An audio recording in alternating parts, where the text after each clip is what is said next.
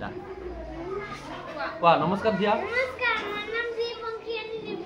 আৰু দিয়া নিগনি আৰু সিংহ কাহিনীখন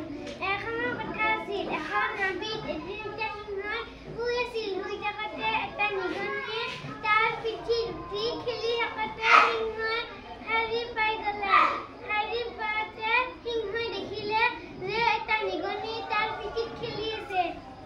এতিয়া সিংহই ৰাগত ক'লে নিগনি তই মোক মৰতে খেলি গৈছা সিংহ ক'লে নিগনিয়ে ক'লে সিংহ মহাৰাজখন এৰি দিয়া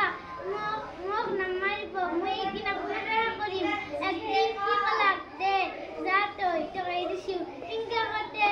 একদিন সিংহ যাই থাকোঁতে এটা হাবি থকা কেইটাৰ মানুহ তাক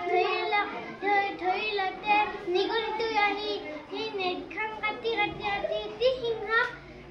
সিংহক মুকলি কৰি দিলে আৰু তাৰপিছত সিংহ আৰু নিগনি দুয়ো ভাল বন্ধু হৈ গ'ল নমস্কাৰ বঢ়িয়া নমস্কাৰ মোৰ নাম শ্ৰী গণৰাজ চৌধুৰী মই এটা সাধু ক'ম সাধুটোৰ নাম হৈছে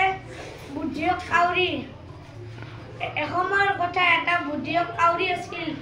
সি এদিন এখন মৰুভূমিত পানী বিচাৰি উৰি গৈ আছিল তেতিয়া সি ক'লে মোৰ বহুত পানী পিয়াহ লাগিছে তাৰপিছত সি বিচাৰি এটা কুঁৱা পালে তাৰপিছত তাতে পানী চানি নাথাকিলে সি উৰি গুচি গ'ল আৰু সি তাৰপিছত এটা কলহ দেখিলে কলহটোত দেখিলে বহুত পানী আছে কিন্তু সি ভাবিলে পানীখিনি বহুত তলত আছে মই কেনেকৈ খাম এই ভাবি এটা বুদ্ধি ভাঙিলে সি কেইটামান শিল বাৰে আনি তাতে দি আছে তাতে দি থাকোঁতে পানীখিনি ওপৰত আহি গৈছে তাৰপিছত বুদ্ধিয়ক কাউৰীটোৱে পানী খাই নিজৰ পিয়াহ পলাল